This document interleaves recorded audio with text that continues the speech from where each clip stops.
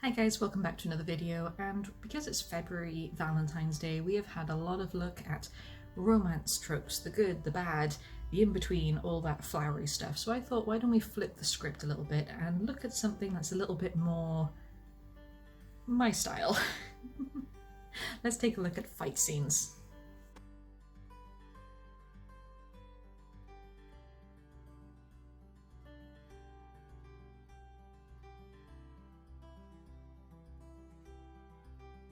Fight scenes are so much fun to write. They can be dynamic, they can be a slow burn build up like a cleverly planned ambush, or they can be a complete sneak attack. It can be a spur of the moment brawl between two characters, or it can be a long time coming where two enemies are finally meeting on the battlefield. It can be an army, it can be one-on-one. There are so many ways to write fight scenes, and although they are fun to write, they are not always easy to write.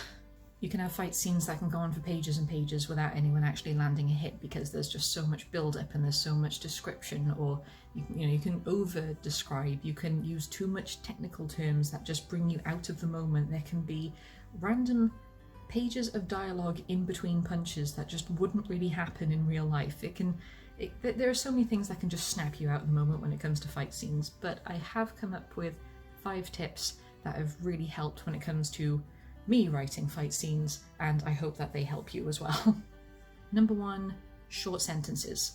Short sentences keep a sense of urgency because when you are in a fight, you don't have time to fully understand what is happening around you. You don't have time to process, you just have to react on an instinct. When your sentences are shorter, it has a more snappy effect to it of, oh, this happened, I did this, I ducked, I dodged, I punched. You obviously add a little bit more than that, but that's basically it. There is an allure to have a full-on description of his fist flew through the air as I ducked, and then this happened, and then this, and that, and that, and that, and that, and that. Try to avoid so many ands. If you're reacting on an instinct, then you don't have the time to process. So the shorter the sentences, the more the sense of urgency. If you were in a calmer setting, or even a sense of anxiety, your mind is racing, your heart is going, so your brain is going to ramble. But when you're in a fight and things are flying at you, you don't have time to ramble, you just have to do. Instincts take over, they make the actions sharper. You don't need so much detail because it's a fight. Pretty much what is happening is what is happening. It's a fight. Number 2, use the right verbs and onomatopoeia. Now, verbs, doing words. Onomatopoeia, words that sound like the sound. You want to get those right. You want to make them dynamic, you want to make them sharp, you want to make them count. The right sort of verbs and onomatopoeia, they need to have some kind of emotional impact on the characters.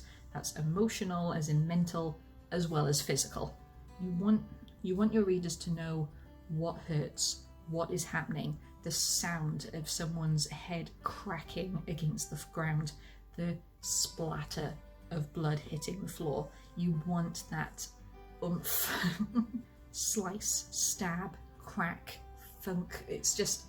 You could even have gush if you're talking about blood, just to make sure that it's a good impact word because things are just happening. He felt his muscles tear. She felt the bones shatter beneath her feet. It really drives home how much pain is happening and how forceful it's happening.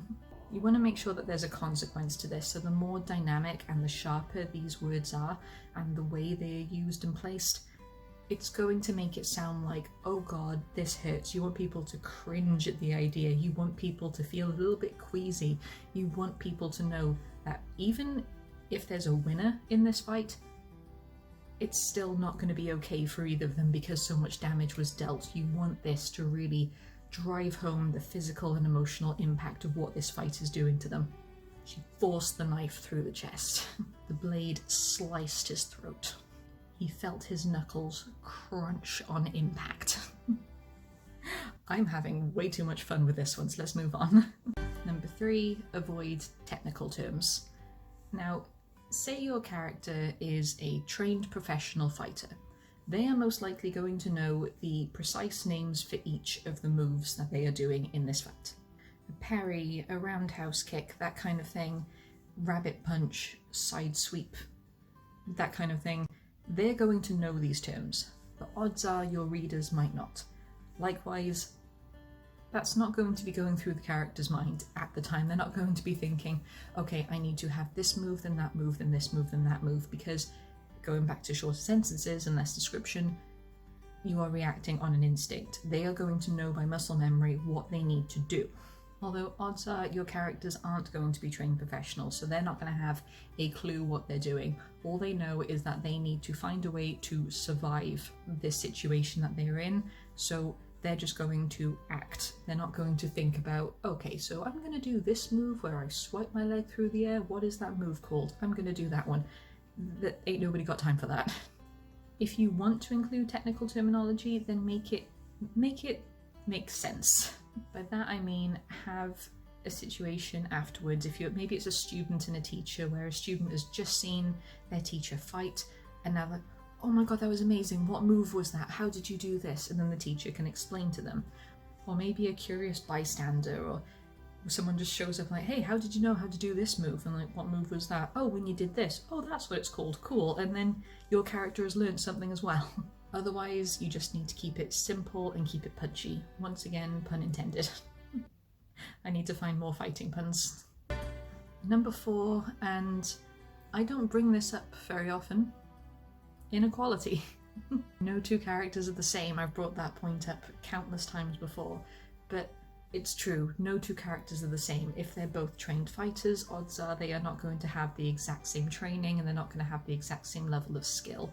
There needs to be an advantage and a disadvantage with each character so that there is a chance of either one winning. Even one who looks like they're going to be a sure winner throughout needs to have some kind of disadvantage and weakness that our main character can then exploit in some way. Maybe one is all strength, the other can use magic. Maybe one is all upper body strength, the other one knows how to use their leg strength better. Maybe one can see in the dark. Maybe one can, I don't know, summon the dead. Monster versus human, David versus Goliath, fire and ice. It's just, you can have so many variables depending on your type of story and the type of world and situation that you're writing.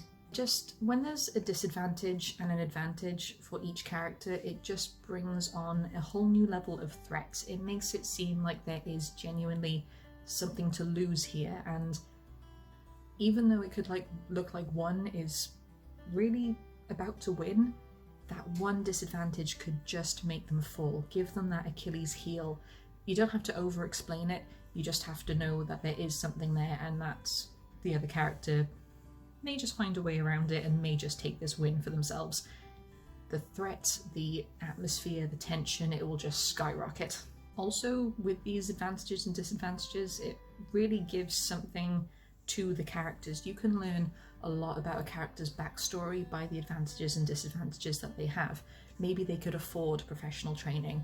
Maybe their fighting style is a little bit disjointed and scrappy because they were raised on the streets. You don't know, but when you see this in action and you have an idea of what is going through a character's head and how they're going to use these advantages and disadvantages, it just lets you have a look into the character's mindset a bit more and adds a bit more of a personal touch.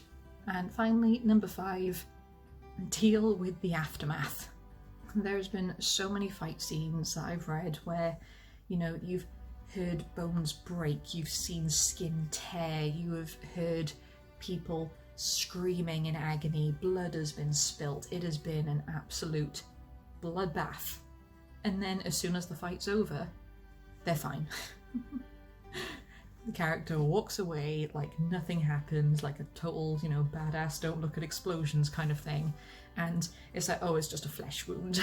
Like, no, I'm sorry, you need to have some kind of genuine consequence and aftermath to deal with, because if this fight was as intense and dynamic as you've just written it, then to have everyone walk away completely fine afterwards, it just feels cheap and a bit of a cop-out. I'm not being funny, even a pulled muscle hurts like hell. Even bruises hurt like hell. You just, even if you're like, you know, it is just a flesh wound or a bruise or something, at least put a damn ice pack on it. Maybe one character died during the fight at the hands of someone else. Now your character has just become a killer. how is that going to affect them mentally and emotionally? Have they done this before, so it's nothing, it's just another one to add to the trophy? Or is it, you know, their first kill? Is it something that they didn't intend to do?